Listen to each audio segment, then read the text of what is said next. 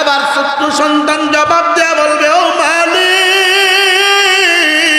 জমিনের মধ্যে আমি আমার বাবার আদর পাই না, আমি আমার মার আদর পাই নাই, ভাই বোনদের মোহাম্মত ভালোবাসা পাই নাই, আজকে আমি একা একা জান্নাতে যাব না। না, আমার আল্লাহ বলে, ও ফেরেশতা, আমার বান্দার মা বাবা ভাই বোন সবাইকে দিয়ে জান্নাতের মালিক বানায় দাও।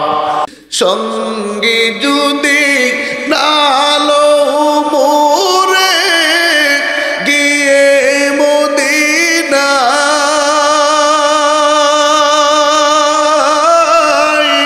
এই গরিবের সালাম দিও নবীজির রোজায়,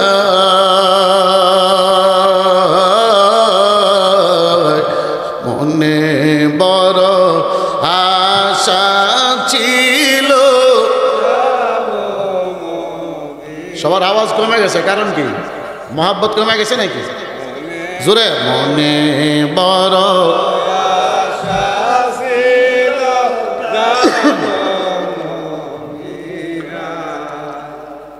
সবাই জবান খুলে বলেন আল্লাহু আকবার। ভালো লাগছে নাকি খারাপ? হ্যাঁ, ইনশাল্লাহ সামনে আরো আছে, বলবেন সবাই ইনশাল্লাহ। মুসলমান ইমানদার, এবার আমার নবীজি চতুর্থ আসমান পার হয়ে পঞ্চম আসমানে গেলেন। হযরত হারুন নবীর সঙ্গে মোলাকাত, হারুন নবীর সঙ্গে কথা বললেন। এবার ষষ্ঠ আসমানে চলে গেলেন। হযরতে মূসা নবীর সঙ্গে আমার নবীজির সাক্ষাৎ হয়ে গেল। মূসা নবী আমার নবীর সঙ্গে কথা বললেন। হঠাৎ করে মূসা নবী কান্নায় ভেঙে পড়লেন। আমার নবী ডাক দিয়ে বলে, ও পয়গম্বর মূসা, আপনি কেন কাঁদেন? এতক্ষণ তো আপনি হাসলেন, এখন কেন কাঁদেন? মূসা নবী বলে, পয়গম্বর, আমি আল্লাহকে জিজ্ঞাসা করেছিলাম, আয় আল্লাহ, বনি ইসরাইলের কোন নবীর উম্মতকে হাসরের ময়দানে আমার চাইতে বেশি হবে কিনা? আমার আল্লাহ জানায় দিছেন, ও মূসা নবী, আপনার উম্মতের চাইতে বেশি উম্মত হাসরের ময়দানে কোন নবীর হবে না। আমি মূসা নবী বড় খুশি হয়ে গেলাম, বড় আনন্দিত হয়ে গেলাম। আমি আবার জিজ্ঞাসা করলাম, আয় আল্লাহ, সব নবীদের চাইতে আমার উম্মত বেশি হবে? আমার আল্লাহ জানায় দিলেন, না না, আখিরি নবীর উম্মত হাসরের ময়দানে এত বেশি হবে, দুনিয়ার কোনো মানুষ তার কুল কিনারা তালাশ করে পাবে না। চিল্লায় বলেন সুবহানাল্লাহ। আমার নবী বলেন, হাসরের ময়দানে আমি উম্মতকে নিয়ে ফখর করব, গর্ব করব। আল্লাহর নবী বলেন, আমি উম্মত বেশি থাকার কারণে ফখর করব। আর আমগো দেশের এক শ্রেণীর মানুষ বলে, দুইটার বেশি নয়, একটা হলে ভালো হয়। কথা ঠিক কি বলে? কি বলে না? হ্যাঁ, দুইটা হলে ভালো হয়, একটার বেশি নয়। এ মুসলমান, ভালো করে শুনে, সন্তান দেওয়ার মালিক তো আমার আল্লাহ। সন্তান দেওয়ার পরে তার রিজিকের দায়িত্ব কার? আর জোরে বলেন কার? তাহলে সন্তানের রিজিকের দায়িত্ব আল্লাহ। আপনি কেন স্লোগান দেন দুইটার বেশি নয়, একটা হলে ভালো হয়? বুঝাতে চায় হাসরের ময়দানে আমার নবীজি বলছেন, উম্মত নিয়ে আমি ফখর করব বেশি উম্মতের কারণে। এটা তাদের সহ্য হয় না, এজন্য তারা মুসলমান কমানোর ষড়যন্ত্র করতেছে। কথা ঠিক কিনা? এ মুসলমান ইমানদার, এবার ষষ্ঠ আসমান থেকে সপ্তম আসমানে চলে গেলে। সপ্তম আসমানে যাওয়ার পর আমার নবীজি হযরতে ইব্রাহিম নবীর সঙ্গে সাক্ষাৎ। এবার ইব্রাহিম নবীর সঙ্গে কথা বললেন, সালাম দিলেন। এবার আমার নবী জিব্রাইলকে জিজ্ঞাসা করে, ও জিব্রাইল, ইব্রাহিম নবীর ডাইনে বামে সামনে পিছনে এত ছোট ছোট বাচ্চা তারা কারা? মনোযোগ দিয়ে শুনবেন।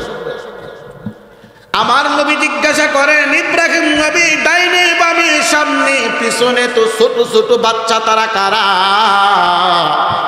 জিব্রাইল জানায় দেয়, পয়গম্বর, যেই মা বাবা সন্তান পেটের মধ্যে যাওয়ার পরে নিয়ত করে আমার সন্তানকে হাফেজ বানাবো, আমার সন্তানকে আলেম বানাবো। এই সন্তানটা জন্ম হওয়ার পরে দুনিয়া থেকে বিদায় হয়ে যায়, মারা যায়। আবার কিছু সন্তান 5 বছর বয়সে মাদ্রাসায় দেওয়া হয়, মাদ্রাসায় যায় কিন্তু তারা হাফেজ হইতে পারে না, আলেম হইতে পারে না, মারা যায়। আমার নবীকে জিব্রাইল জানা দেয়, ও পয়গম্বর, ওই সমস্ত সন্তানগুলোকে আমার আল্লাহ ইব্রাহিম নবীর কাছে পাঠায় দেয়। বলে ইব্রাহিম নবী কি করে? জিব্রাইল বলে তাদেরকে হাফেজ এবং আলেম বানাবে ইব্রাহিম নবী। বলে কতদিন? বলে হাসরের দিন, কিয়ামত পর্যন্ত তাদেরকে শিক্ষা দেওয়া হবে। হে আনন্দপুরের মুসলমান ও কলিজার টুকরা যুবক, শুধু তা না, আমার নবীজি জানা দেয় ওই সন্তানগুলোকে হাসরের ময়দানে আমার আল্লাহ বলবে, ও সন্তান তুমি জান্নাতি। সন্তান এবার দাঁড়ায় বলবে, আল্লাহ আমি জান্নাতে যাব না। আল্লাহ বলবে, কেন জান্নাতে যাবা না? এবার ছোট্ট সন্তান জবাব দেয়া বলবে, ও মালিক, জমিনের মধ্যে আমি আমার বাবার আদর পাই না, আমি আমার মার আদর পাই নাই, ভাই বোনদের মোহাম্মত ভালোবাসা পাই নাই। আজকে আমি একা একা জান্নাতে যাব না। না, আমার আল্লাহ বলে, ও ফেরেশতা, আমার বান্দার মা বাবা ভাই বোন সবাইকে দিয়ে জান্নাতের মালিক বানায় দাও। আরো জোরে বলেন না সুবহানাল্লাহ। হ্যাঁ মুসলমান সন্তান পেটে যাওয়ার পরে কি বানানোর নিয়ত করবেন? কি বানাবেন? আমগোর তো নিয়ত থাকে স্টার জলসার নায়ক নায়িকা বানানোর, জেমসের মতো শিল্পী বানানোর, কথা ঠিক কিনা বলো? কিন্তু নিয়ত যদি থাকে আলেম বানানোর, তাহলে কপাল ভালো। আমি বিস্তারিত বলতে চাচ্ছি না, যেহেতু সময় কম। মুসলমান ইমানদার, এবার আমার নবীজি ইব্রাহিম নবীর সঙ্গে সাক্ষাৎ, কথা শেষ হয়ে গেল। এবার আমার নবীজি সামনের দিকে বাড়লেন, তাকায় দেখে একদল মানুষের মাথার মধ্যে ফেরেশতারা বারবার মাথার মধ্যে আঘাত করে, মাথাটাকে একেবারে ছিটায় দেয়। মাথাটা ফাইটা একবারে চূর্ণ বিচূর্ণ হয়ে যায়। আবার জোড়া লাগে, আবার পাথর মারে, আবার জোড়া লাগে, আবার পাথর মারে। আমার নবী ডাক দে বলে, ও জিব্রাইল, তারা কারা? এমন ভাবে তাদেরকে কেন শাস্তি দেওয়া হচ্ছে? জিব্রাইল ডেকে বলে, পয়গম্বর, তারা হলো বেনামাজি, যারা আযান শোনার পরও নামাজ পড়ে না, তাদেরকে এই শাস্তি দেওয়া হবে। জিব্রাইল বলে, কতদিন? বলে কিয়ামত পর্যন্ত। এরপর হাসরের দিন তো বিচার করা হবে, তাদের আমলনামা দেওয়া হবে। নবীজি সামনে বাড়লেন, সামনে যাওয়ার পর তাকায় দেখে একদল মানুষের গালের মধ্যে করাত দিয়া কাটতেছে। করাত দিয়া, করাত ছিলেননি?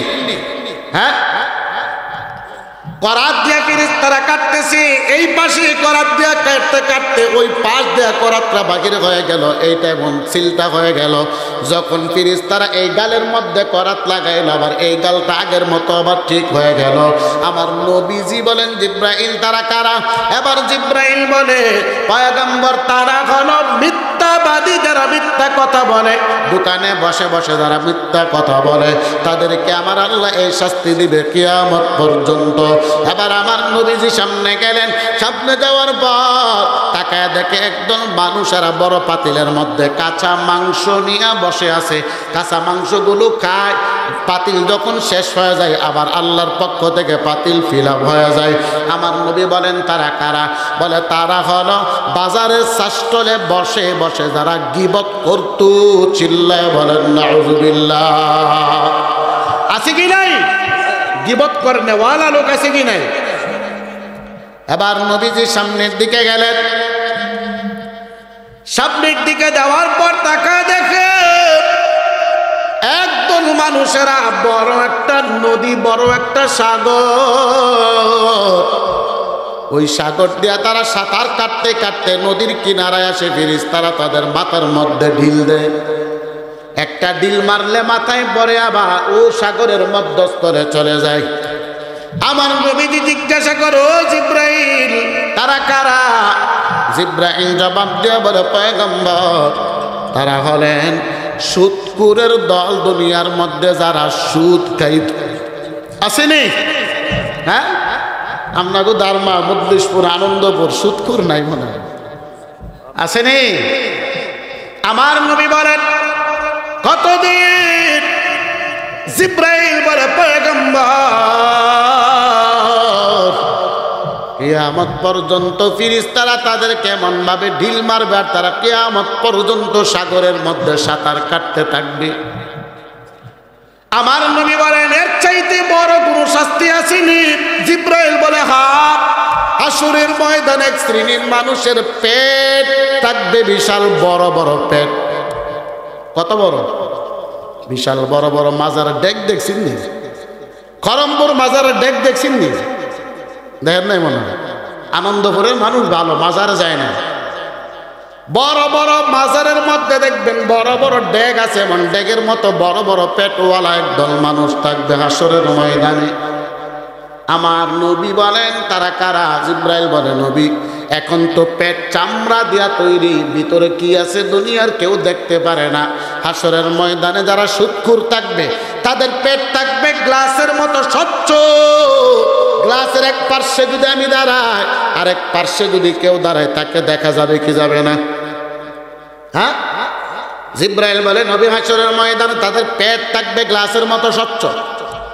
আর তারা যে সুদের টাকাগুলো খেয়েছে, আমার আল্লাহ সুদের টাকাগুলোকে বড় বড় সাপ বানাইয়া তাদের পেটের মধ্যে দেওয়া হবে। সাপগুলো এমনভাবে তাদের পেটের মধ্যে দৌড়াতে থাকবে। মানুষগুলো তাদের পেট দেখলেই বুঝবে তারা কেউ না, তারা হলো দুনিয়ার সব সুদখোরের দল। চিল্লায় বলেন নাউযুবিল্লাহ। এবার আমার নবীজি সব দেখার পরে আল্লাহর কাছে গেলেন। আমি সংক্ষেপে শেষ করবো, আমার ভাই চলে আসছে। আল্লাহর কাছে যাওয়ার পরে আল্লাহ জিজ্ঞাসা করে ও পয়গম্বর আপনি আমার কাছে কি নিয়ে আসলেন? আমার নবী বলেন আমি আমার এবং আমার গুনাহগার উম্মতের আমলগুলো আপনার সামনে হাদিয়া পেশ করলাম। আমার আল্লাহ বলেন পয়গম্বর আমি আল্লাহ আপনাকে হাদিয়া দিয়ে দিলাম 50 ওয়াক্ত নামাজ। চিল্লায় বলেন সুবহানাল্লাহ। কি দিছে? হাদিয়া নিয়ে গেছেন আমার নবী। এখান থেকে বোঝা যায় কোনো মানুষের বাড়িতে গেলে হাদিয়া নিয়ে যাওয়া লাগে। আমগুর মধ্যে কিছু মানুষ আছে হাদিয়া মাদে কিছু নাই, দৌড়া এমনি যায় খানা খাওয়ার দিকে। আর বিয়া বাড়ির যদি দাওয়াত দেয় একজন দেহের ডাইন আঙ্গুলে এক নাতি, বাম আঙ্গুলে আরেক নাতি। কথা ঠিক নেই? বিয়া বাড়িতে যায় জিগেলে হের ওরে গনার ধরা লাগে, এটা তো ছোট মানুষ। আল্লাহর নবী বলেন তোমাকে একা দাওয়াত করছে, তুমি আরেকজন নিয়ে গেছো কোনো দাওয়াতে, চুর হয়ে ঢুকলা, ডাকাত হয়ে তুমি বাহির হই না। নাউজুবিল্লাহ বলতেন না? আমগুর মধ্যে এমন অভ্যাস আসেনি কারো কারো? দাওয়াত দিছে আমারে, দেখবেন আমার ডাইন হাতে আমার ছেলের ঘরের নাতি, বাম হাতে আমার মেয়ের ঘরের নাতি, হে গরু নিয়ে বিয়া বাড়িতে ছুটে। এবার আমার নবীজি নামাজ পাওয়ার পরে 6ষ্ঠ আসমানে আসলেন। 6ষ্ঠ আসমানে কোন নবী মনে আসেনি? হ্যাঁ, মুসা নবী। মুসা নবীর সঙ্গে সাক্ষাৎ। মুসা নবী জিজ্ঞাসা করে পয়গম্বর আল্লাহ আপনারে কি দিছে? আল্লাহ নবী বলেন আমাকে অনেক কিছু দিয়েছে, তার মধ্যে উল্লেখযোগ্য হলো 50 ওয়াক্ত নামাজ। মুসা নবী এমনভাবে কপালে তাফরার কয় হ্যাঁ নবী আপনার উম্মতেরা নামাজ না পড়ার কারণে বেশিরভাগ জাহান্নামী হবে, তাড়াতাড়ি যান। আমার নবী একবার দুইবার নয় 9 বার আল্লাহর কাছে গিয়া 5 নং 45 ওয়াক্ত নামাজ কমাইলেন। 5 ওয়াক্ত নামাজ নিয়ে মুসা নবীর সামনে হাজির। মুসা নবী ডাক দেয়া বলে পয়গম্বর আপনি কত ওয়াক্ত নামাজ নিয়ে আসলেন? আমার নবী বলেন 5 ওয়াক্ত। মুসা নবী বলে নবী আবার যান কমাই নিয়ে আসেন। আমার নবী বলেন না না আমার বড় লজ্জা লাগে, আমি আর আল্লাহর কাছে কমাইতে যেতে পারবো না। আমার আল্লাহ ডাক দেখায় ও পয়গম্বর আমি আল্লাহর ওয়াদা এক, আমি আল্লাহ যা দেই তাই ফিরে নেই না। আপনাকে 50 ওয়াক্ত নামাজ দিলাম, আপনি কমাইয়া 5 ওয়াক্ত নামাজ নিয়ে উম্মতের জন্য দুনিয়ায় যাচ্ছেন। অনবী সুসংবাদ শুনে নেন, আমার 5 ওয়াক্ত নামাজ যদি আপনার কোনো উম্মত ভালোভাবে আদায় করতে পারে, আমি আল্লাহ ওয়াদা দিলাম 50 ওয়াক্ত নামাজের সওয়াব আমি আল্লাহ তাদের আমল নামায় দান করব। চিল্লায় বলেন সুবহানাল্লাহ। কুল ইন্না সালাতি ওয়া নুসুকি ওয়া মাহইয়ায়া ওয়া মামাতি লিল্লাহি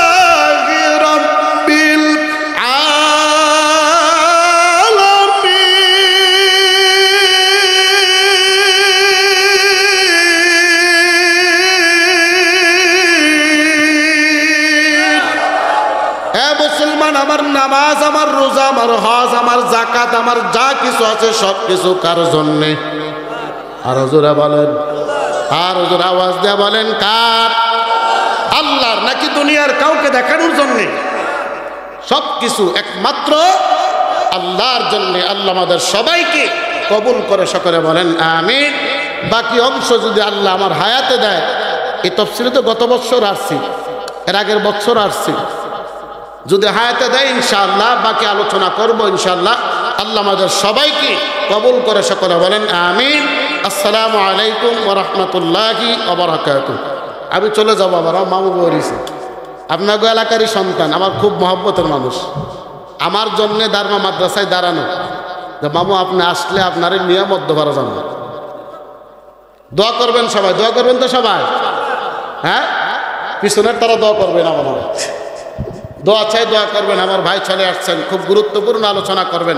সারা বাংলাদেশ যিনি আলোচনা করে থাকেন, খুব সুন্দর বয়ান করেন, আমার খুব কাছের মানুষ, একসঙ্গে আমরা লেখাপড়া করছি, একসঙ্গে চলাফেরা করি। মনোযোগ দিয়ে শুনবেন ইনশাআল্লাহ, আখিরি দিন আখিরি মুনাজাত করে যাবেন। আসসালামু আলাইকুম ওয়া রাহমাতুল্লাহি ওয়া বারাকাতুহু।